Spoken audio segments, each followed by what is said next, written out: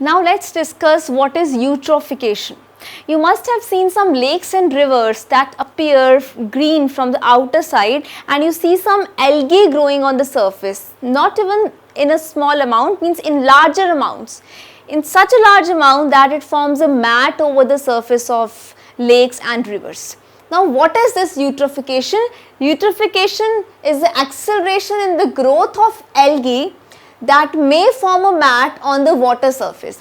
When the algae growth is accelerated such that it has the capability that it forms a mat. It's such a larger amount that it forms a mat over the surface of the river or freshwater body. This process is known as eutrophication. Now how does it happen and how does it affect? Let us discuss this.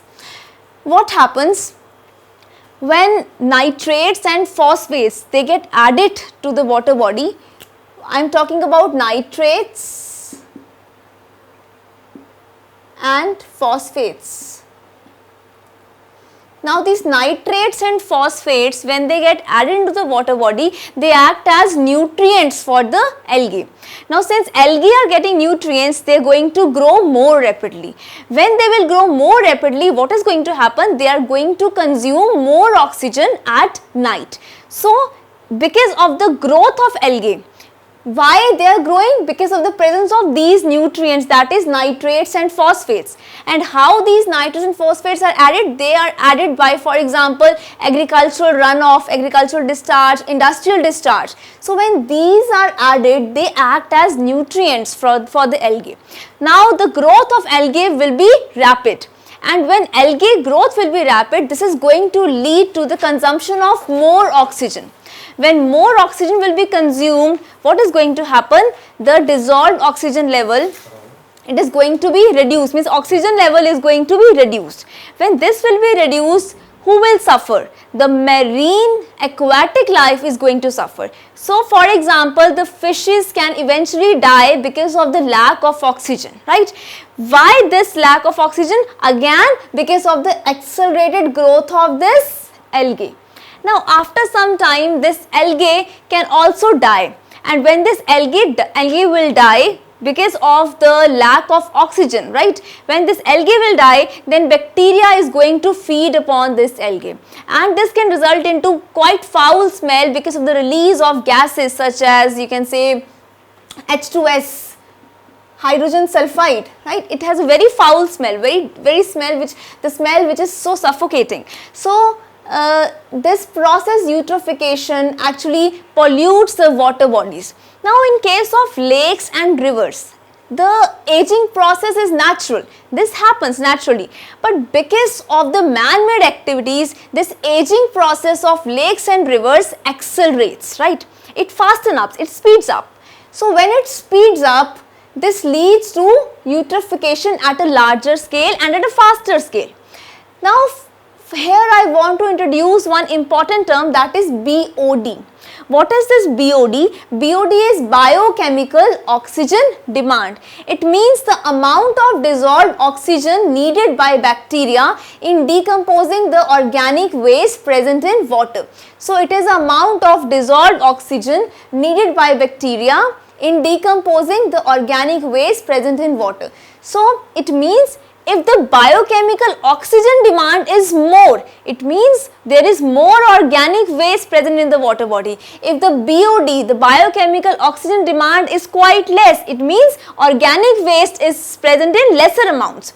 So for example, if we talk about a freshwater body where the organic waste is less, it will be around 1500 milligram of oxygen per liter of water. This is the unit by which we measure this BOD, biochemical oxygen demand, that is milligram of oxygen per liter of water, which for a normal freshwater body which contains just moderate amount of organic waste, it is around 1500 milligram per liter of water.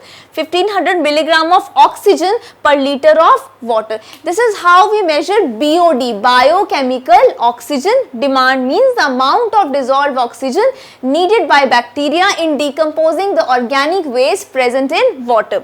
Now what happens? Oxygen used in BOD will reduce the amount of DO. when the BOD will be higher, this will lead to reduction in the dissolved oxygen, because if BOD level is high means bacteria is consuming more oxygen, since organic waste is much higher in the freshwater body. So if I give you some data regarding Yamuna river near Agra, the BOD of Yamuna river in around 2000, it was like 12,000 milligram per liter of water. 12,000 milligram of O2 per liter of water. I told you that for a moderate amount of organic waste in water, the BOD value is 1500 milligram per liter. But in Agra, in Yamuna river, the BOD was 12,000 milligram, sufficiently higher than this, right? So this biochemical oxygen demand is a measure of the quality of water. So if the biochemical oxygen demand is much higher, it means the quality of water is not good. If the biochemical oxygen demand is lower, it means the quality of water is comparatively good. So BOD is actually a way how we can measure the quality of water, right? So moving back to eutrophication, just remember, in case of eutrophication, I told you that there is acceleration in the growth of algae which can form a mat over the water surface, right? So since nitrates and phosphates, when these nutrients are added into the water bodies by many other sources, this leads to the growth of algae, because algae is going to consume this and there is rapid growth of the algae population, and this in turn is the algae is going to consume oxygen. And one other effect that they can cause is, since they are going to form a mat over the river surface, they are going to prevent the sunlight entering into the water body. So the underwater plants, they are also going to suffer.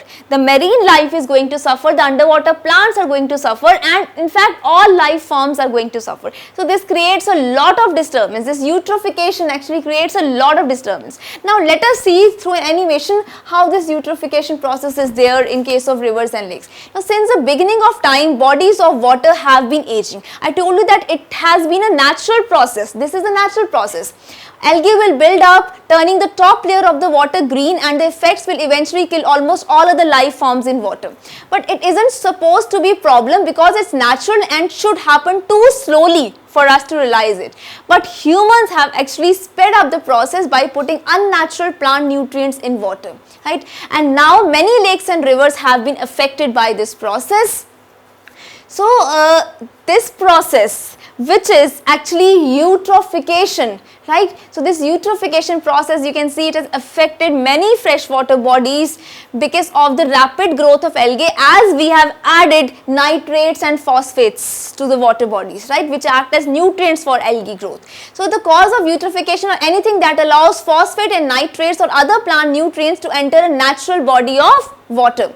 So some examples of this are, firstly, you can say that runoff from farms, fertilizers, manures, etc. that contain phosphates or nitrates, it can be a cause of the addition of nitrates and phosphates. Secondly, runoff from detergents, cleaners containing phosphates and nitrates, when they are added to water body, then this can lead to eutrophication.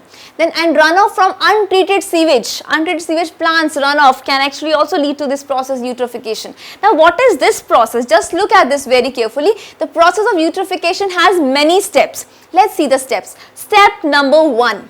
What is the step number 1? Plant nutrients such as phosphorus and nitrogen enter a body of water, such as from a farm where they use inorganic fertilizers, right? So the fertilizer seeps down into the soil and is picked by an underground current and then led to a body of water. Now it has entered into a freshwater body. What is the step 2? When they have entered, the extra plant nutrients cause excessive plant life growth, like an algae bloom, means large amount of algae growth on the upper layer of the water surface. So this becomes green, that's why. Step 3. What is the step 3 for this? No sunlight can then reach the lower part of the lake, causing the lower layer of the plant life to die. When the algae dies, it sinks to the bottom. Now algae has sunk to the bottom because it has now died. What is the step 4? Then what happens? The dead algae are then decomposed by certain bacteria, right? And this creates, I told you, very foul smell. For example, these gases are released. What is the step 5? The bacteria uses up most of the oxygen within the water, causing the oxygen levels to be very low. Step 6. Then what happens? Low oxygen levels then cause other organisms in the water to suffocate and die. So large amount of death in the lake. What is the step 7? The algae then just keeps growing, spreading through the body of water until the whole body of water is just awful, smelly and very dirty. There are many bodies of water that have been affected by eutrophication. Let's see a few examples. Lake Erie, 4th largest of the 5 North American Great Lakes. It is affected by eutrophication, as you can see. Lake Tahoe in China, affected by eutrophication. Lake Winnipeg, Canada, affected by eutrophication.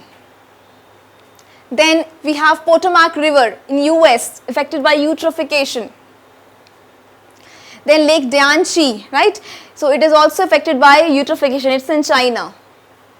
So why is eutrophication so bad? Well, eutrophication is so bad because it is not only bad for marine life but for land animals and humans also. So for example, if your job is like fishing, if your hobby is like fishing, the place you go is to fish is ruined by eutrophication. You won't be able to catch fish anymore because fish will die, right? Because of this eutrophication. And another thing that can suffer from eutrophication is the food chain. If one organism disappears from the food chain is going to get disturbed. So this is also one of the harmful effects of this eutrophication, right? Then the final question is, can you help prevent eutrophication? Well, yes, we all can help prevent eutrophication by means of actually checking the discharge of these nitrates and phosphates into freshwater bodies. If we are not going to check the discharge of these bodies, we are going to accelerate the process of eutrophication. So it's very important that we have a check on this process. I hope this topic is now clear to you. Let's move further.